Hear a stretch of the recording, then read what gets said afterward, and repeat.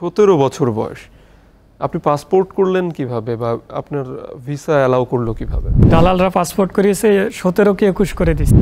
সেই মুহূর্তে আসলে করার কিছুই ছিল না, সেখান থেকেই প্রতারণার শুরু।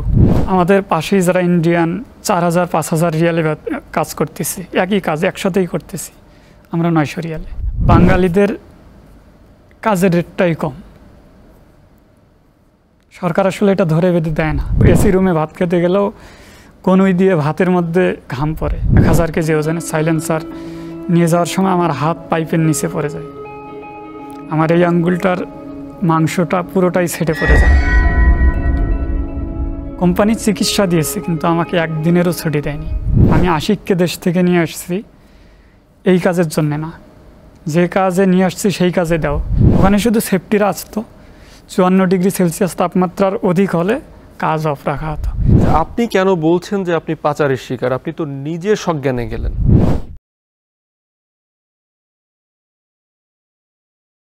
পরিবারের অর্থনৈতিক অবস্থার পরিবর্তনের জন্য পাড়ি জমিয়েছিলেন সুদূর কাতার, ফিরে এসেছেন একদম শূন্য হাতে। ফিরে এসে কাজ করছেন যেন ওনার মতো আর কেউ একই ভুল না করে। সুপ্রিয় দর্শক, মাই স্টোরির আজকের পর্বে আমাদের অতিথি আশিক। আমরা আশিকের মুখ থেকে শুনবো আশিকের এই বদলে যাওয়া জীবনের গল্প। আশিক, কেমন আছেন? জি আলহামদুলিল্লাহ ভালো আছি, আপনি কেমন আছেন? আমি ভালো আছি। আপনি খুব সংক্ষেপে আমাদেরকে বলবেন আপনি কবে বিদেশে গেলেন এবং কিভাবে ফিরে এলেন? আমার এসএসসি পরীক্ষার 8 দিন আগে 2017 সালে আমার বাবা মারা যায়। আমাদের নিম্ন মধ্যবিত্ত পরিবার, সংসারে বড় ভাই এবং বাবাই ছিল সম্বল। ইন্টার ফার্স্ট ইয়ার শেষ করে সেকেন্ড ইয়ারে যখন উঠলাম, ঠিক সেই সময় আমার বোন জামাই তিনি সংবাদ পান যে ওনার ওখানে একজন কাতারে লোক পাঠায়। তো উনি তার সাথে কথা বলে বাড়িতে কথা বললেন, বাড়িতে আমাকে তারা বলল। আমি প্রথমে সম্মতি দিলাম না, কারণ আমি পড়ালেখা করতেছিলাম, অ্যাজ এ স্টুডেন্ট খুব ভালোই ছিলাম। তো 2-1 দিন পর বাবা তো নেই, মা এবং বড় ভাই আমাকে বলতেছে যে এরকম সবাই বলতেছে যে বিদেশে গেলে ভালো কিছু হবে, 70-80 হাজার টাকা স্যালারি দেবে, যদি সেখানে যাওয়া হয় তাহলে আমাদের সংসারটা খুব ভালো চলবে। তো 2-3 দিন ভাবার পরে ডিসিশন দিলাম যে হ্যাঁ যাওয়া যায়। তখন আর কি তারপর দালালরা আসলো বাসায় 2 দিন, ওরা বাড়িতে বোঝালো, আমাকেও বোঝালো যে কাতারটা ভালো হবে, মধ্যপ্রাচ্যের দেশ, স্যালারি অনেক, এই অল্প বয়সে এত স্যালারি, এটা আসলে সৌভাগ্যের ব্যাপার। তারা আসলে তাদের মতো করে মোটিভেট করলো। আপনি কি আমাদেরকে খুব সংক্ষেপে বলবেন যে আপনার বাড়ি কোথায়, বা যে আপনার সঙ্গে কন্ট্যাক্ট করছিল আপনার ভিসার ব্যাপারে তার বাড়ি কোথায়, একটু বিস্তারিত খুব সংক্ষেপে? আমার বাসা রংপুরের কাউনিয়া উপজেলাতে। আর আমাকে যে দালাল উনি বলছিলেন ওনার বাসা রংপুরেই, শহরের কাছেই। আপনারা কয় ভাই বোন? আমরা 5 ভাই বোন। আপনি কত নম্বর? আমি সবার ছোট। সবার ছোট, সবার আদরের। 17 বছর বয়স, আপনি পাসপোর্ট করলেন কিভাবে বা আপনার ভিসা অ্যালাউ করলো কিভাবে? আমি তো এ বিষয়ে তখন কিছুই জানতাম না, কারণ পড়ালেখা করছি আর এসব নিয়ে কখনো ঘাটাঘাটিও করা হয়নি। তো দালালরা পাসপোর্ট করিয়েছে 17 কি 21 করে দিছে। তারা বললো যে তোমার একটা জন্ম নিবন্ধন করে নিয়ে আসো, আগেরটা হবে না, নতুন একটা করো, আমরা যেটা বলতেছি এটা নিয়ে যে একটা জন্ম নিবন্ধন করে নিয়ে আসো। ইউনিয়ন পরিষদ থেকে নতুন একটি জন্ম সনদ তৈরি করি, সেটা তাদেরকে দেই। এটা কিভাবে সম্ভব যে আপনার জন্ম নিবন্ধন একবার করা আছে তারপর আবার আপনি করছেন? এটা আসলে তখন দালালরা এমনভাবে মোটিভেট করছে যে এটা করো, তারাও মানে পথ বলে দিল যে এভাবে বললে যে তারা একটা জন্ম নিবন্ধন করে দিবে। তো তাদের কথা অনুসারে একটা জন্ম নিবন্ধন করলাম। তারা সেটা নিয়ে যে পাসপোর্ট করিয়েছে, পাসপোর্টে আমার নামটা ভুল করেছিল, আশিকুর রহমানের জায়গায় আশিক আর রহমান লিখেছিল। তো যেদিন আমার হাতে পাসপোর্ট আসে তার আগে তো পাসপোর্টের যত কার্যক্রম আছে সব সম্পন্ন করি, পাসপোর্ট নিয়ে দেখি ভুল। তখন আমি দালালকে বললাম পাসপোর্টে তো নাম ভুল আছে। তখন বললো যে সমস্যা নাই, আরবে যাচ্ছ, আরবের স্টাইলে নাম না হলে কি আর হয়? হ্যাঁ, এরকম করে যখন বললো তারপর ভাবলাম যে হয়তো বা এটাই মধ্যপ্রাচ্যে চলে। আচ্ছা আশিক, আপনার এই প্রসঙ্গে আসবো। আপনি পড়াশোনায় কেমন ছিলেন? পড়াশোনায় ভালো ছিলাম, ক্লাস 8-এ 4.81 রেজাল্ট ছিল। এসএসসিতে 4.71, আর ইন্টার যখন শেষ হলো কাতার থেকে এসে শেষ করে আবার ইন্টার শেষ করলাম, তখন সেটাতে রেজাল্ট ছিল 4.81। বা আপনার তো রেজাল্ট ভালো ছিল, জি তারপর ওই রেজাল্ট ফেলে বিদেশ যাওয়া এটা কি শুধুই পরিবারের জন্য, না আপনিও একটু আসলে না, লোভে পড়ে গিয়েছিলেন? আসলে বলতে কি পরিবারের একটা অসচ্ছলতা ছিল, নিম্ন মধ্যবিত্ত পরিবার। আর প্রথমে তো আমি না করেছিলাম, পরবর্তীতে যখন দালালরা মোটিভেট করলো, মস্তিষ্ক ওয়াশ করলো, হ্যাঁ, তখন আসলে সেটা আসলে কোনটা কি আসলে বোঝার মতো সক্ষমতা হয়নি। আপনি আমাকে একটু বলবেন যে কি প্রক্রিয়ায় আপনার জন্ম নিবন্ধন, আগে একবার জন্ম নিবন্ধন থাকার পরেও নতুন করে জন্ম নিবন্ধন হলো, আপনার 17 বছর বয়স 21 বছর হয়ে গেল, মানে এটা কি মানে কাদের যোগ সাজসে? এটা দালাল চক্র বলল যে এটা তো 17 বছরের লোক নেয় না, ওখানে তো আসলে ওয়ার্কার যারা ভিসায় নিবে ওরা আসলে 17-18কে অ্যালাউ করে না, 18-র উপরে নেয়। তো 18 দিলে কেমন হয়ে যায়, তো আমরা তোমার 21 করে দিচ্ছি। তো আমরা লিখে দিলাম তুমি এটা নিয়ে যে একটা জন্ম সনদ নিয়ে আসো, এটা বললে যে আমার আগের জন্ম সনদটা ভুল হয়েছে, তো এটা নিয়ে গেলে দিলে তো ওরা একটা নতুন জন্ম সনদ তৈরি করে। তখন আপনার এনআইডি কার্ড হয়নি? না, 17 বছরে এনআইডি কার্ড আসলে হয় না। আচ্ছা, এরপরে আপনি ভিসা পেয়ে গেলেন নাকি পাসপোর্ট হাতে পেলেন? পাসপোর্ট হাতে পেলাম। পাসপোর্ট হাতে পেয়ে ওরা আমাকে নারায়ণগঞ্জে পাঠায়, বাসা থেকে নারায়ণগঞ্জে সোনারগাঁয়ে একটা ট্রেনিং সেন্টারে। সেখানে আমি 1 মাস ট্রেনিং করি মূলত 2টা কাজ হয়, একটা প্লাম্বিংয়ে আর একটা ডাক্ট মানে এসি মেকানিক্যাল যেটাকে আমরা বলি। তো ইন্টারভিউ দেই, ইন্টারভিউয়ে ডাক্ট মানে ইন্টারভিউ হয়, সেখানে সিলেক্ট হই প্রথম দিনেই। তো তারপরে ওরা ভিসা দেয় আর কি। আপনি ভিসা পেলেন কি হিসেবে? ওয়ার্কার ভিসা, ডাক্টম্যান হিসাবে ভিসা পেলাম। ডাকম্যান মানে? ডাক্টম্যান বলতে এসি মেকানিক্যালে বহির্বিশ্বে বড় বড় এসি আছে, সেই এসির যে লাইনগুলো নিয়ে যাওয়া হয় ওটাকে ডাক্ট বলা হয়। এই একটা করে ডাক্ট আপনার 6 ফিট করে থাকে, 6 ফিট 4 ফিট তুললেন তৈরি করা হয়, মূলত বাহির থেকে কিনে আনা হয়, উল্লেন আমরা ইনস্টলেশন করি। আচ্ছা, আর মূলত যখন শর্ট হয় তখন নিজেরাই মেকিং করতে হয়। এটা মূলত প্রশিক্ষণ নেই। কতদিন প্রশিক্ষণ নিলেন? 1 মাস। আচ্ছা, এই 1 মাসের খরচ কে দিল? 1 মাস নিজের খরচেই সব প্রশিক্ষণ। আচ্ছা, 1 মাস নিজের খরচে প্রশিক্ষণ হয়। তারপর ইন্টারভিউ হয়, কাতার যে কোম্পানিতে যায় সেই কোম্পানি থেকে ইন্টারভিউ নেয়। এটা কি মানে ফেস টু ফেস নাকি ফেস টু ফেস? অনলাইনে। Face to face. লোক আসছিল? জি, সুপারভাইজার এসেছিলেন, নাম ফয়সাল, ওনার বাসা তুরস্কে। মানে আপনার যে ফিজিক্যাল স্ট্রাকচার, মানে এখন আপনার আমরা যা দেখতে পাচ্ছি, নিশ্চয়ই আপনি এই কয়েক বছর আগে এর থেকে খুব বেশি ভালো ছিলেন না? না, ছিলেন, আরো হেলদি ছিলেন? এরকমই ছিলাম, আর একটু এখন একটু বেশি শুকাই গেছি। এরকম একটা ভারী কাজ, এসির এই কাজটা নিশ্চয়ই অনেক ভারী কাজ। হ্যাঁ, অনেক ভারী কাজ। সেরকম ভারী কাজে তো আমরা স্বাভাবিকভাবে চিন্তা করি যে আরো একটু শক্তপোক্ত, আর একটু মানে স্বাস্থ্যবান বা শক্তিশালী মানুষ হলে ভালো হয়। জি, সেই তুলনায় তো আপনি তুলনামূলক কম শক্তিশালী। তুলনামূলক কম ছিলাম। মূলত এখানে বিষয়টা কাজ করছে, কোম্পানির সে সময় হিউজ লোক প্রয়োজন ছিল। মূলত সেই সময়টায় কাতার কয়েকটা সেক্টরে কাজ করতেছিল, একটা রোড, একটা বিল্ডিং, আর একটা হচ্ছে স্টেডিয়াম সেক্টরে। আমাকে মূলত নিয়ে গেছিলো স্টেডিয়াম সেক্টরে। আমি কাজ করেছি আলবায়াত স্টেডিয়ামে এসি মেকানিক্যালে। আচ্ছা, তখন আপনার সঙ্গে ওদের চুক্তি কি হলো যে বেতন কত? বা না, সে সময় আসলে সিলেক্ট করে গেল, আমাদের পাসপোর্টটা করে নিয়ে গেল যে ভিসা লাগিয়ে দেবে। তার পূর্বেই মূলত আমি যে দালাল আমাকে পাঠিয়েছিল তারা একটা চুক্তি করেছিল যে ওখানে তোমার স্যালারি হবে 70 থেকে 80 হাজার, প্লাস ওভারটাইম হবে 4 ঘন্টা অথবা 2 ঘন্টা, আর ওভারটাইমের হার হবে বেসিকের ডাবল। আচ্ছা, জি।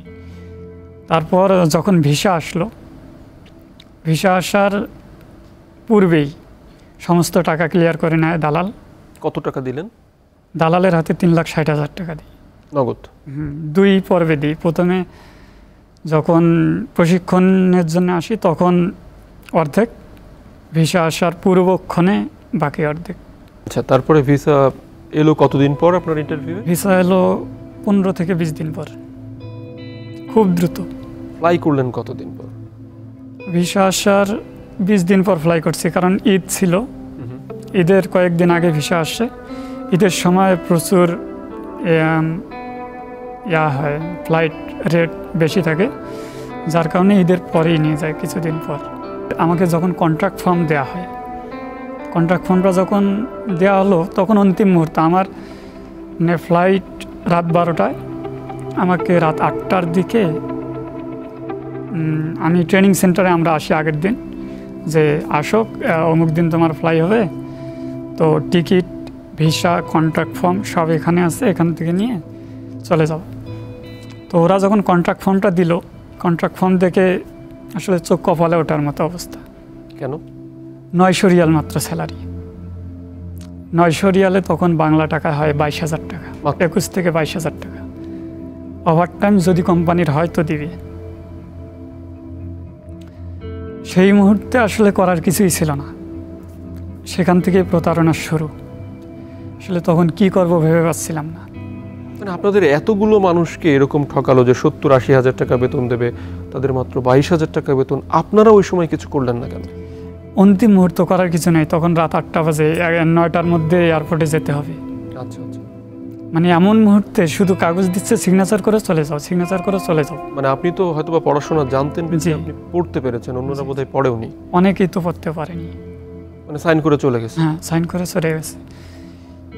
দেন ওখানে যাওয়ার পর কোম্পানি যখন রিসিভ করলো আমাদেরকে, কোম্পানি আলাদা আরেকটা স্টেটমেন্টে সিগনেচার নিল, যেটা হচ্ছে হ্যাঁ কাতারে নামার পর যে আমরা তোমার কাছ থেকে একটি টাকাও নেইনি, তোমার সমস্ত খরচ, বাসা থেকে এয়ারপোর্ট থেকে কাতারে সমস্ত খরচ আমরা দিয়েছি। মেডিকেলটা যেটা হয় সেটার জন্যেও ওরা টাকা দিয়েছে, অথচ মেডিকেল খরচ আমি দিয়েছি, ট্রেনিং খরচ আমি দিয়েছি, বাসা থেকে আসা খরচ, এয়ারপোর্টে যাওয়া খরচ, সমস্ত খরচ আমার ব্যবহার বহন করতে হয়েছে। মানে 3,60,000 টাকার বাইরেও আপনার আরো কত টাকা খরচ হলো? আরও এদিকেই 40,000-এর মতো খরচ হয়, প্রায় 4 লাখ। 4 লাখ টাকা এই প্রসেসেই ব্যয় হয়। আর নিজের কাপড় চোপড়, ফ্যামিলিতে এসব আরও অনেক 20-30,000 টাকা যায় এক্সট্রা। প্রায় 4.5 লাখ টাকার। জি, সব মিলে যদি A to Z ধরা যায় 4.5 লাখ। আচ্ছা, তারপরে ওখান থেকে ওরা একটা স্টেটমেন্ট নেওয়ার পরে ওরা স্টেটমেন্ট নিল যে এখানে সিগনেচার দাও। তখন আমি তো বললাম যে টাকা দিয়েছি।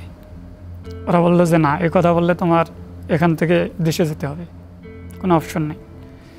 তখন সিগনেচার দিতে বাধ্য হলাম, সবাই দিচ্ছে, বলতেছে সিগনেচার দাও, কী করবা, পরিবার তো আছে, এতগুলান টাকা, কিছুই করার ছিল না, সিগনেচার দিই।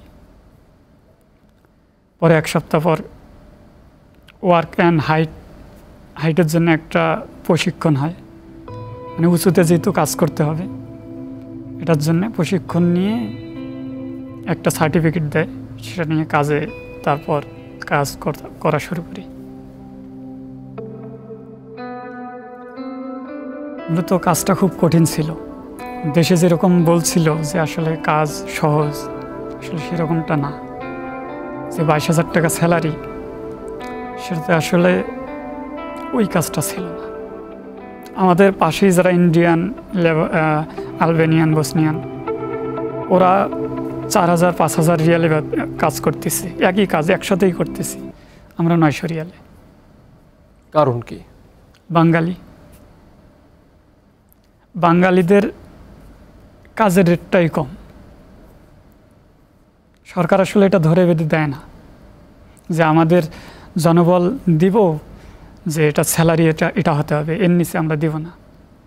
কিন্তু অন্যান্য গভর্নমেন্ট এটা করে, অন্যান্য দেশের গভর্নমেন্ট। আপনাদের ইন্স্যুরেন্স, হেলথ ইন্স্যুরেন্স, এই ধরনের কোনো পলিসি কি ছিল ওখানে কোম্পানিতে?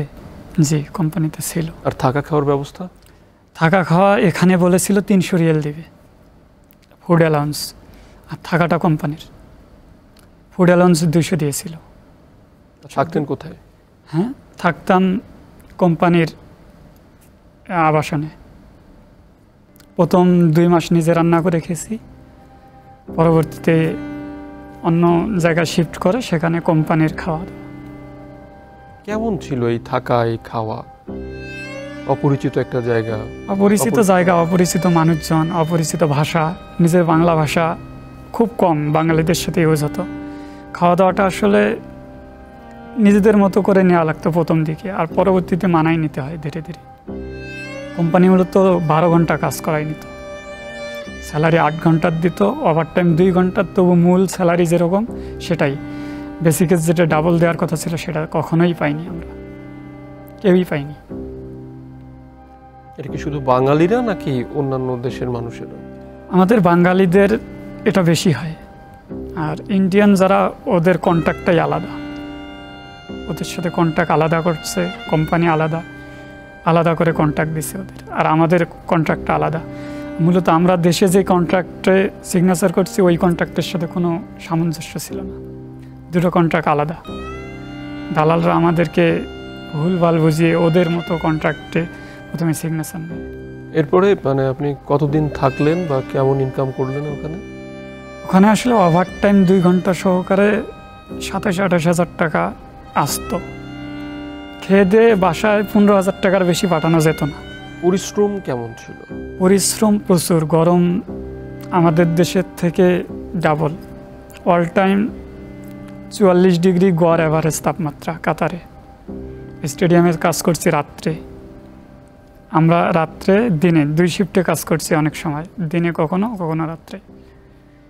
তো গরমে বলবো কি, মানে ভাত খেতে গেলেও, এসি রুমে ভাত খেতে গেলেও কনুই দিয়ে ভাতের মধ্যে ঘাম পড়ে, মুখ দিয়ে ঘাম পড়ে। এসি রুমের ভিতর? এসি রুমে এতটাই গরম, মানে লোকজন আসতেছে বেরোচ্ছে, এসি কুলাচ্ছে না। 3-4 হাজার লোক খাওয়া দাওয়া করতেছি, এসি কুলাচ্ছে না অভাবে, এরকম একটা পরিবেশ। আর কাজের চাপও ছিল প্রচুর। এই গরমের মধ্যে কাজ করতে যে মানে কোনো দুর্ঘটনা বা? দুর্ঘটনা আমার সাথে 2 বার হয়েছে। একবার সাইলেন্সার, একটা 1000 কেজি ওজনের সাইলেন্সার নিয়ে যাওয়ার সময় আমার হাত পাইপের নিচে পড়ে যায়, আমার এই আঙ্গুলটার মাংসটা পুরোটাই ছেটে পড়ে যায়। কোম্পানি চিকিৎসা দিয়েছে, কিন্তু আমাকে 1 দিনেরও ছুটি দেয়নি, 1 ঘন্টার জন্যও ছুটি দেয়নি। এই আঙ্গুলের পুরো মাংসটা উঠে গেল আপনাকে? পুরো মাংসটা উঠে যায়, মানে ছিলই না?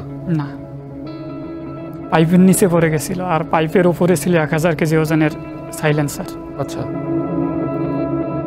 পরবর্তীতে ওরা নিয়ে গেল, ট্রিটমেন্ট দিল, ব্যান্ডেজ করে দিল, কিন্তু কাজের জায়গাতেই বসে থাকো, কাজ করতে না পারো ওখানেই বসে থাকো, ছুটি হবে না। 1 দিনের জন্য ছুটি দেয়নি। মানে এই সুস্থ হলেন কতদিন লাগলো এটা? আমার হাত ভালো হইতে 1 মাসেরও বেশি সময় যায়। আমি বাসায় বলিনি, বাসায় প্রায় যখন সুস্থ হয়ে গেছি তখন জানাইছি। তখন কি বেতন পেলেন পুরোটাই? বেতন ওই হাত ওই অবস্থায় ছিল, ওই অবস্থায় কাজ করা লাগছে 1 হাত দিয়ে, আর এই হাতে ব্যান্ডেজ ছিল। তারপর স্যালারি দিত, 5 তারিখের স্যালারি, 10 তারিখ, 15 তারিখ, এভাবে স্যালারি আর কি দিত কিছুদিন পরে। কিন্তু যেটা কাঙ্ক্ষিত স্যালারি ছিল, ওভারটাইম 4 ঘন্টা করাই নিত, 2 ঘন্টার দিত, সেটা আসলে 2 ঘন্টারটাই মায়ের। মানে আপনারা এই যে আপনাদের সাথে বৈষম্য হচ্ছে, আপনাদেরকে যা স্যালারি দেওয়ার কথা সেটা দিচ্ছে না, এই ব্যাপারে আপনারা কারোর সাথে যোগাযোগ করেননি?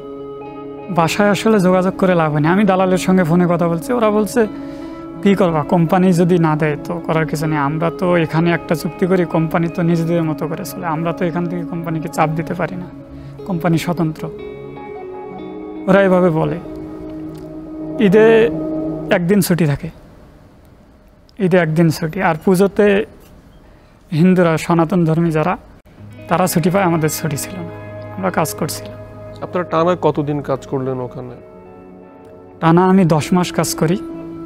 তারপর কোম্পানির, আমি যে সেক্টরে কাজ করছিলাম সেই সেক্টরে কাজ শেষ হয়ে যায়, আচ্ছা। পরে আমাকে অন্য সেক্টরে কাজ দেয়, যেটা আসলে আমার সেক্টর না, এটা কোন সেক্টর? এবং ইনসুলেটরে দেয়। ওই সেক্টরটা আসলে স্যালারিও বেশি, আর সেক্টরটার জন্য আলাদা একটা প্রশিক্ষণ লাগে, সেটা আমাদের কিছুই দেয়নি। আমাদের মানে আমি যে সেক্টরে যাই সেই সেক্টরের কাজ শেষ হতে ওই সেক্টরে দিয়ে দেয়। খুবই খারাপ সিচুয়েশন ছিল এটা। আসলে মানে কেমন খারাপ ছিল? আপনি বলছেন, মুখে বলছেন খারাপ, আমাদেরকে তো না বললে। ওটা হচ্ছে কীরকম, মানে পোশাক আলাদা পরতে হয়। আমরা যেমন করোনার সময় ডাক্তারদেরকে দেখছি ফুল বডি সেফটি পরতে হয়, ইনসুলেটরে এরকমই সিস্টেম, যে ধুলোবালি প্রচুর এবং ডাস্ট অনেক, এই ডাস্টগুলান শরীরে পড়লে প্রচুর চুলকায়। আচ্ছা, ওদের জন্য ওটা পরতে হয়, মাস্ক পরতে হয়, হ্যান্ড গ্লোভস পরতে হয়, আলাদা জুতা পরতে হয়, এসব দিয়ে কাজ করতে হয়। আসলে ওই কাজটার স্যালারি বেশি, আচ্ছা। কিন্তু আমাদের ওই আগের স্যালারিতেই ওই কাজেই দেওয়া হয়। মূলত দেশে থাকতে বলা হয়েছিল যে স্যালারি ইনক্রিজ হবে, 3 মাস পর স্যালারি বাড়বে। আমি ওখানে টোটাল যদি বলি যে 5 দিন কম 13 মাস ছিলাম, 1 টাকাও স্যালারি ইনক্রিজ হয়নি, বাড়েনি। আসলে এটা কি হয়েছে আমরা আসলে বলতে পারবো না কেন বাড়েনি, কারোরই বাড়েনি। আপনাদের সাথে যারা অন্যান্য দেশের মানুষ ছিল তাদের কি বাড়লো? তাদের যারা পুরাতন তাদের বাড়ছে 2 বছর পর। মূলত কন্ট্রাক্টে ছিল 1 বছর পরই স্যালারি বাড়বে, কিন্তু বাড়েনি, বাড়ার কোনো সম্ভাবনাও ছিল না। পরবর্তীতে যখন আমাকে কাজ দিল অন্য কাজ, আমি অফিসে কমপ্লেন করছিলাম পার্সোনালি, একাই, কেউ করেনি। তো আমাকে যে নিয়ে যায় আমার সুপারভাইজার ফয়সাল ছিল, ফয়সাল স্যার, ওনাকে ইনফর্ম করলাম। উনি সাব সুপারভাইজার এলি ছিল, উনি ফিলিপাইনের। ওনাকে বলল যে আমি আশিককে দেশ থেকে নিয়ে আসছি এই কাজের জন্যে না, যে কাজে নিয়ে আসছি সেই কাজে দাও। এটা কাতারের রুলসে নাই, মানে ওয়ার্কার রুলসে নাই যে একজন কাকে এক কাজের জন্য নিয়ে এসে অন্য কাজে দেয়া, তুমি ওই কাজে দাও। পরবর্তীতে অন্য মানে আগের কাজেই দেয় আমাকে, কিন্তু পরবর্তীতে কাজ না থাকায় কোম্পানি একে একে সবাইকে দেশে পাঠিয়ে দেয়, বলে যে আমরা তোমাদেরকে আবার নিয়ে আসব। তো আমি বাসায় আসার পর জানতে পারি যে আমাকে আসলে আমার ফ্যামিলি অকারেন্স দেখে আমাকে যে সিগনেচারটা নিচ্ছে, যেখানে সিগনেচার দাও একটা সাদা পেপারে, বাসায় আসার পর জানতে পারি যে ওটার মধ্যে ওরা তুলে দিচ্ছে যে আমি ফ্যামিলি অকারেন্স দেখে চলে আসছি নিজেই, যে আমার ফ্যামিলিতে প্রবলেম চলতেছে, আমি আর কাজ করব না, দেশে চলে যাব। তার মানে আপনি যে কমপ্লেন করলেন, এই কমপ্লেন করাটাই আপনার জীবনের কাল হলো। জি জি। তারপরে দেশে আসা, আর ওখানে অনেক কিছু বৈষম্য হয়েছে আমাদের সাথে, মানসিক টর্চার হয়েছে। কীরকম মানসিক টর্চারটা কীরকম? কাজ তোমাকে এটাই করতে হবে, এই টাইমের মধ্যেই শেষ করতে হবে, করো, বসে থাকা যাবে না, কাজ কাজই, গরম ঠান্ডা কোনো বাদ বিচার নাই। ওখানে শুধু সেফটির আসতো, 54 ডিগ্রি সেলসিয়াস তাপমাত্রার অধিক হলে কাজ অফ রাখা হতো, কিন্তু কাতারের তাপমাত্রাটা 50, 52, 53 ডিগ্রি সেলসিয়াস হরহামেশায় ওঠে গ্রীষ্মকালে, কিন্তু 54 যায় না। 2-1 দিন কাজ বন্ধ ছিল, 1-2 ঘন্টা, কিন্তু কাজ চলমান ছিল। পরবর্তীতে অনেকজনই মারা গেছে। মারা গেছে? হ্যাঁ, আমার চোখের সামনে একজন 8 তলা থেকে নিচে পড়ে যায়, সেখানেই ডেথ। মানে 8 তলা থেকে পড়ে গেল কি গরমের কারণে নাকি এমনি নিরাপত্তার জন্য? কাজ করতে করতে গরমে স্ট্রোক করে ফেলছে। মানে এমনও দিন গেছে 8 জন, 10 জন, 20 জন, 25 জন পর্যন্ত স্ট্রোক করছে। Heat stroke? Heat stroke stroke গরমে। আমার একদিন এরকম হয়, মানে এমনও মানে জায়গায় কাজ করছি যেখানে শুধু একজন মানুষের শুয়ে যাওয়া যায়। আচ্ছা। শুয়ে যেয়ে ভেতরে কাজ করতে হয়, আবার সেখান থেকে ওই একজনেই শুয়ে বের হওয়া লাগে, এরকম জায়গায় ঘন্টার পর ঘন্টা কাজ করছি শুয়ে শুয়ে শুয়ে শুয়ে গরমের মধ্যে। মানে ওখানে কি নরমালি আলো বাতাস ঢোকার না, রাস্তা নেই? আলো বাতাস কোনো ছিল না, এরকম লাইট যদি দেওয়া হয় তাহলেই আলোকিত হয়, এরকম ছিল। অনেকজন মারা গেছে সেখানে ওই ইলেকট্রিক্যাল শর্ট খেয়ে, হিট স্ট্রোকে, উপর থেকে পড়ে যেয়ে এরকম হয়েছে। আর আমাদের মানসিক টর্চারের মধ্যে আরও অনেক কিছু ছিল, যেমন সপ্তাহে 1 দিন কোম্পানি শুধু গাড়ি দিত বাজারে যাওয়ার জন্যে, কোম্পানি গাড়ি আমাদেরকে নিয়ে যেত, সেখান থেকেই নিয়ে আসতো, আর কোথাও যাওয়ার কোনো অপশন ছিল না। ক্যাম্পেই বন্দি ছিলাম, ক্যাম্প ছেড়ে কোথাও যাওয়ার অপশন ছিল না, যে বাইরে কোথাও যাব, অন্য কোথাও কাজের ব্যবস্থা করব, এখানে কাজ কোম্পানি এরকম করতেছে, স্যালারি বৈষম্য করতেছে, বাইরের কারোর সাথে শেয়ার করব, এটা অপশন ছিল না। মানে কোম্পানি থেকে বের হওয়ারই কোনো সুযোগ ছিল না? কোনো ছিল। আপনাদের সাথে কেউ কি ওখান থেকে বেরিয়ে যাওয়া? একজন পালিয়ে গেছিল, নাম শহীদুল ইসলাম, বাসা নারায়ণগঞ্জ, ডাক নাম ডেভিড, আমরা ডাকতাম ডেভিড ভাই কয়ে। ও চলে যায়, পরবর্তীতে ওকে পুলিশ ধরে, মানে ও বের হয়ে যাওয়ার পর কোম্পানি ওর ভিসা ক্যান্সেল করে দেয়। আচ্ছা। পরে পুলিশ ওকে ধরে দেশে পাঠিয়ে দেয়। আপনি দেশে যখন ফিরে এলেন, কি পরিমাণ অর্থ ততদিনে আপনি পাঠাতে পেরেছেন? আমি তো জানতাম না যে কোম্পানি আমাকে দেশে পাঠিয়ে দেবে। সেভাবে আমি যতটুকু ইনকাম করেছি ওখানে নিজে খেয়েছি, আর বাড়িতে 15-20 হাজার টাকা করে পাঠাইছি। আসলে বাড়িতে সেভাবে যেভাবে টাকা পাঠাইছে ওরাও তো ভাবেনি যে আমি দ্রুত চলে আসব। ওরাও টাকা সংসারের খরচাপাতি খাওয়া দাওয়াতে ব্যয় করছে। ঋণ আসলে কোনোভাবেই শোধেনি, জমি জমা বন্ধক রেখে গিয়েছিলাম। আমাদের যতটুকু জমি জমা অর্ধেক জমি জমা বন্ধক রেখে যাই। এখনও কিছু জমি বন্ধক আছে, সেটার ঘানি এখনও টানতেছি। এরপরে তো দেশে ফিরলেন, আবার পড়াশোনায় মন দিলেন। তো যে দালাল আপনাকে পাঠালো তার ব্যাপারে কি করলেন? আসলে দেশে ফিরে ব্যাপারটা এতটা সহজ ছিল না। এলাকার লোকজন বিভিন্ন রকমের কটাক্ষ করত, দেশে ফিরছে অকর্মা, পড়ালেখা ছেড়ে গেছে, ওর দ্বারা কিচ্ছু হবে না। কি হবে? কিচ্ছু না। পরবর্তীতে উইন্ডরক ইন্টারন্যাশনালের একটি সংস্থা, উইন্ডরক ইন্টারন্যাশনাল, এরা কারিগরি সহযোগিতা দেয় এবং ইউএসএআইডি দেয় অর্থ, আর বাস্তবায়ন করছিল আমাদের রংপুরে RDRS। তাদের আসলে অনির্বাণ নামে একটা স্বেচ্ছাসেবী সংগঠন আছে, তারা আমার সন্ধান পায়, তারা তাদের সাথে আমাদের কথা বলায়। পরবর্তীতে তারা লাইফ সাপোর্ট দেয় এবং লাইফ স্কিল ট্রেনিংয়ের ব্যবস্থা করে, যে এই মুমূর্ষ অবস্থা থেকে বেরিয়ে এসে জীবনে কিছু করার জন্য। আসলে সেরকম করার কিছুই ছিল না। অল্প বয়সে গেলাম, পড়ালেখা ছেড়ে 1 বছর গ্যাপ গেল, এসেই করোনা পেলাম। করার মতো তো সেই সময় কিছু ছিল না, ছোটো বাচ্চা, সারা জীবন পড়ালেখা করছি, কাজ তো কিছু এদিকে কৃষিকাজ কখনো করিনি। তো তাদের প্রশিক্ষণ নেই, তারা প্রশিক্ষণের মধ্যে অনেক মৌলিক বিষয় দেয়, পড়ালেখা করো, জীবনের দেশেও অনেক কিছু করা যাবে। দেন আবার পড়ালেখা স্টার্ট করলাম, ইন্টার কমপ্লিট করলাম, অনার্সে ভর্তি হই।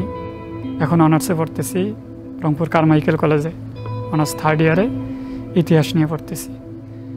পাশাপাশি আমি কয়েকটা কাজ করতেছি, গরু পালন করতেছি, যেটাতে আমাকে সহযোগিতা করছে উইন্ডরক ইন্টারন্যাশনাল, অনির্বাণ। তারা অর্থনৈতিকভাবে সাপোর্ট করে এবং ঘুরে দাঁড়ানোর জন্য অনেক মৌলিক প্রশিক্ষণ দেয়, অনেকগুলান।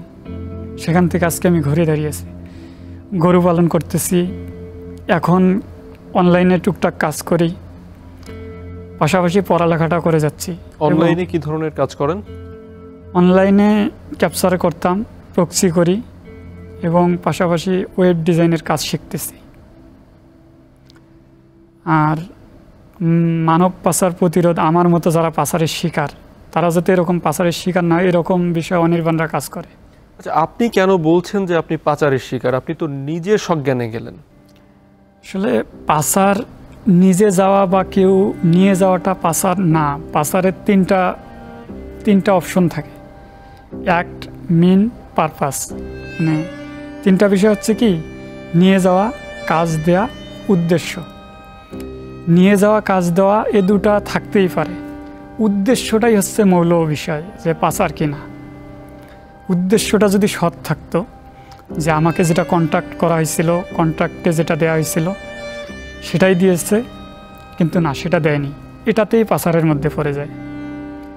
কন্ট্রাক্ট হয় 5 বছর আমাকে রাখবে, কিন্তু 5 বছর রাখেনি, 1 বছর সামথিং কিছুদিনের মধ্যেই পাঠিয়ে দেয়। এই যে আমার সাথে যে বৈষম্যটা হয়, মানে চুক্তিভিত্তিক আর চুক্তির বাইরে যেটা করা হয়, এটাই আসলে মূল বিষয়, পাচার এবং পাচার কি না। আপনার কাছে তো কোনো ডকুমেন্টস ছিল না ওই দেশের বা এই দেশের, যে আপনাকে এত টাকায় কন্ট্রাক্ট করা হলো, ওই দেশে যে আবার আপনি যখন সাইন করছেন তখন দেখছেন যে আরো কম টাকা, এরকম কি কোনো কাগজ আপনার কাছে ছিল? জি, কন্ট্রাক্ট ফর্ম ছিল। আপনি কেন এটা নিয়ে শ্রম আদালতে মামলা করলেন না? হ্যাঁ, পরবর্তীতে আমি উইন্ডরকের সাথে যখন যুক্ত হই, তখন আমি অভিযোগ দায়ের করি ঢাকায় মানবাধিকারে। তখন ওরা যে এজেন্সির মাধ্যমে আমাকে পাঠিয়েছিল, সেই এজেন্সিকে তলব করে। আমার পাসপোর্টে এজেন্সির সিগনেচার সিল ছিল। এজেন্সির সাথে যুক্ত হয়, এজেন্সি অনেক বলাবলি করে যে আপনার জন্য আমাদের এজেন্সির সনদটা হারাতে যাচ্ছি, অবশ্যই আপনি এটা আর করবেন না। ঢাকাতে অফিসে আমাকে এবং অ্যাডভোকেট সালমা আপা আমার সামনে বসা ছিল, আমাকে এবং এজেন্সির কর্মকর্তাগণ আসছিল, একসঙ্গে বসে ডিসকাস করা হয় তো আমার কাছে আসলে এটা প্রমাণ করার মতন কোনো কাগজপাতি ছিল না, শুধু একটা কন্ট্রাক্ট ফর্ম যেটাতে আমার দেশে করে গেছিলাম এবং আমার পাসপোর্টটা আর টিকিট। তাছাড়া ওই দেশের কোনো কন্ট্রাক্ট ফর্ম আমার কাছে ছিল না। আমি প্রমাণ করতে আসলে সেভাবে প্রমাণ করতে পারিনি, তবে এই কন্ট্রাক্ট ফর্মটা দেখাতে ওরা আমাকে ক্ষতিপূরণ দিতে চায়নি, তারপরেও শুধু মানে সামান্য একটু ক্ষতিপূরণ দিয়েছে, সেটা 40,000। মানে কি করলে এজেন্সির এই ধরনের দুর্নীতি বা মানুষকে ঠকানোর রাস্তা বন্ধ হতো বলে আপনার মনে হয়? না আপনার কাছে কি কি ডকুমেন্টস থাকলে আপনি এদেরকে ধরতে পারতেন, আপনি প্রমাণ করতে পারতেন যে আপনি ঠিক ওরা বেঠিক? আমার এই দেশের কন্ট্রাক্ট ফর্ম এবং আমি যে চুক্তিটা করেছিলাম দালালের সঙ্গে, যে টাকাটা দিয়েছি, এটার যদি আমার এভিডেন্স থাকতো, চুক্তিপত্র যেটা আমি করিনি, দালালদেরকে টাকা দিয়েছি, এটার কোনো আমার কাছে ডকুমেন্টস ছিল না। এটা কি মানে hand to hand? Hand over করছিলাম, হ্যান্ড টু হ্যান্ড, হাতে, যেটার আমার কাছে কোনো এভিডেন্স ছিল না। কোম্পানিতে বলছে তোমার কাছ থেকে আমি কোনো টাকা নিইনি। দালালকেও ধরার কোনো অপশন ছিল না আপনার? আমি যখন এজেন্সির বিরুদ্ধে অভিযোগ দায়ের করি, তখন দালালরা আমাকে বারবার ফোন দিচ্ছিল যে তুমি অভিযোগ কেন করলা, অভিযোগ কেন করলা, তোমার সাথে চুক্তি হয়েছিল এটা, কোম্পানি আসলে এত টাকা এই বয়সে তোমাকে কে স্যালারি দেবে। দালালরা তখন চাপ দিতে থাকে যে আমি যাতে অভিযোগটা তুলে নেই। এটাই ছিল, আসলে করার কিছু ছিল না, তখন তো ছোটো বয়স, অল্প বয়স ছিল, বুঝিনি। আর বিদেশ যাওয়ার ক্ষেত্রে যে কিছু রুলস রেজুলেশন থাকে, কোনোটাই আমি করতে পারিনি। তাহলে আপনি মানে যখন বুঝতে পারছেন, এখন কি করছেন? এখন আমি স্বেচ্ছাসেবী হিসেবে কাজ করতেছি, যেটার নাম অনির্বাণ। এই অনির্বাণের কাজ হচ্ছে মানব পাচার প্রতিরোধে কাজ করা, আর যারা বিদেশ যেতে ইচ্ছুক তাদেরকে সঠিক গাইডলাইন দেয়া। বিদেশ যাওয়ার যে 10টি ধাপ আছে বৈধ পথে যাওয়ার, সেই ধাপগুলো নিয়ে সচেতন করা, উঠান বৈঠক করা, স্কুল সেশন করা, তারপর বাজার ক্যাম্পেইন করা, র্যালি করা, সাইকেল র্যালি করা, এগুলো আমরা এখন করতেছি অনির্বাণ হিসেবে। মানে যাদেরকে আপনি টাকা দিলেন তারা কি খুব সামাজিকভাবে প্রভাবশালী বা রাজনৈতিকভাবে প্রভাবশালী? তাদের বাসা রংপুরে তাজহাটে, আমার বাসা তো কাউনিয়াতে, অনেক দূর, 20 কিলো ডিস্টেন্স। আসলে সেভাবে তাদেরকে জানাশোনাও নাই। আমার বোন জামাইয়ের এক পরিচিত, উনি পরিচিত, আর আপনি টাকা দিয়ে দিলেন। এখন আসলে দালাল চক্র এমনভাবে ব্রেন ওয়াশ করে, তখন আসলে বোঝার কিছু থাকে না যে কোনটা কি হচ্ছে। ওরা এমনভাবে কথা বলে, এমনভাবে মিশে যায়, মস্তিষ্কে এমনভাবে কথা ঢুকায়, আসলে বলার কিছুই থাকে না। দিন শেষে নিঃস্ব হয়ে ফিরে আসলাম। মাথায় 4 লক্ষ 4.5 লক্ষ টাকা ঋণের বোঝা, সংসারে অশান্তি, পড়ালেখা ছেড়ে যাওয়া, সব কিছু মিলে একটা ট্রমার মধ্যে। কখন কি করব বুঝতে পারছিলাম না।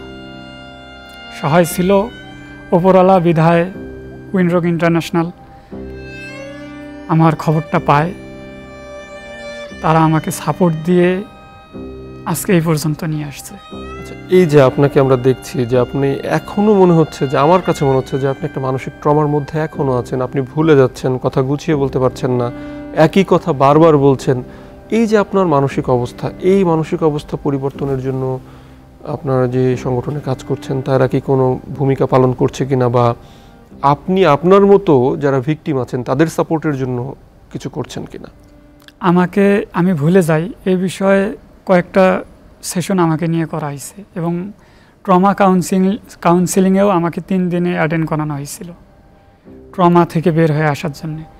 এবং আমরা যাদেরকে নিয়ে কাজ করতেছি এখন, মানব পাচারের শিকার, তাদেরকে এই সাপোর্টগুলো নিয়ে আমরা দিয়ে থাকি যে কিভাবে ফেরত রিটার্ন আসবে একজন মানুষের মনস্তাত্ত্বিক পরিবর্তনের জন্য। কাজ করতেছি, কিন্তু নিজে ওভাবে বের হয়ে আসতে পারতেছি না। মানুষকে বোঝানোর সক্ষমতা তৈরি হয়েছে, নিজেকে মানিয়ে নিতে এখনও পারিনি। আপনি এখন ভবিষ্যৎ পরিকল্পনা কি করছেন, যে ভবিষ্যতে কি করতে চান, বা আপনি কি রকম স্বপ্ন দেখেন বাংলাদেশের? আমি স্বপ্ন দেখি দেশের মানুষ সবাই সুখে থাকবে, শান্তিতে থাকবে, সুস্থ থাকবে। সেটা তো সম্ভব না। এটা আমার চাওয়া স্রষ্টার কাছে, কারণ আমি অসুস্থতাকে খুব কাছে থেকে দেখেছি। আমার বাবা, আমার মামা আমার চোখের সামনে শেষ নিঃশ্বাস ত্যাগ করছে অসুস্থতায়। আমি এখান থেকেই উপলব্ধি করতে পারছি যে সুস্থতা আল্লাহর অশেষ নিয়ামত। আমি তাই আল্লাহর কাছে চাই সবসময় সবাই সুস্থ থাকুক, সুন্দর থাকুক, আর আমার মতো যাতে পাচারের কেউ শিকার না হয়, প্রতারণার যাতে কেউ শিকার না হয়। এই জন্যই আমি কাজ করি, মানুষকে সচেতন করি, বিদেশ যাওয়ার 10টি ধাপ মেনে যেতে বলি। কেউ কথা না শুনলেও তার কাছে যাই দ্বিতীয় বছরে, যে আমার কথাগুলো ধরার দরকার নেই। আমি একটা টোকেন দিয়ে আসি, বিদেশ যাওয়ার 10টি ধাপের একটি টুপি আছে, আমরা টুপি বলি, সেটা দিয়ে আসি। আমার কথা শোনার দরকার নেই, এই 10টি ধাপ মেনে বিদেশ যাও, পাচারের শিকার হবে না, অন্ততপক্ষে হবে না। আপনার এই কাজের কোনো ফলাফল কি পেয়েছেন, যে কেউ বিদেশ গিয়েছে যে সফল? অনেকজন যাচ্ছে, এখনও যাচ্ছে। গত 21 তারিখেও আমরা ত্রৈমাসিক সভা করলাম। সেখানে আমরা 3 জন নতুন ভিকটিমের দেখা পেয়েছি, যারা বিদেশ থেকে ফেরত আসছে। তাদেরকে নিয়ে কাজ করব এখন, তাদেরকে সাপোর্ট দিতে যতটুকু পারি, মনস্তাত্ত্বিকভাবে যতটুকু হেল্প করা দরকার করতেছি। আমরা অনেকগুলান মানুষকে সাপোর্ট দিয়েছি, যারা বিদেশ যাওয়ার আগে আমাদের সঙ্গে কথা বলছে, বিদেশ যাওয়ার ধাপগুলান সম্পর্কে, পাসপোর্ট থেকে ভিসা চেক সহ বিভিন্ন কার্যক্রমে আমরা তাদেরকে সহায়তা করছি। বিদেশ গেছে, ভালো আছে এখন অনেকজনই। আপনি কি আবার পুনরায় কখনো বিদেশ যাবেন যদি সুযোগ পান? না, আসলে আমি বিদেশ থেকে আসার পরেই নিয়ত করছি যে এরকম খারাপ সিচুয়েশনে আমি আর কখনো যাব না। ভবিষ্যতে কি হবেন বা ভবিষ্যতে কি করবেন? ভবিষ্যতে একটাই চাওয়া, সেটা হচ্ছে মানব সেবা করা। যে কোনো সেক্টরে যেখানে মানবের সেবা হবে, মানুষের সেবা হবে, সেই সেক্টরেই কাজ করার সুযোগ যদি আসে আমি করব। সুপ্রিয় দর্শক, আশিকের মতো আমাদেরও প্রত্যাশা প্রতিটা মানুষের ভেতরে যে মানুষটা আছে সেই মানুষটা জেগে উঠুক, আমাদের ভেতরের মনুষ্যত্ব মানব সেবায় নিজেদেরকে উৎসর্গ করুক। ভালো থাকবেন, সুস্থ থাকবেন। আবার নতুন কোনো পর্ব নিয়ে আমি মরু ভাস্কর আসবো আপনাদের সামনে। সে পর্যন্ত আমাদের সঙ্গেই থাকুন।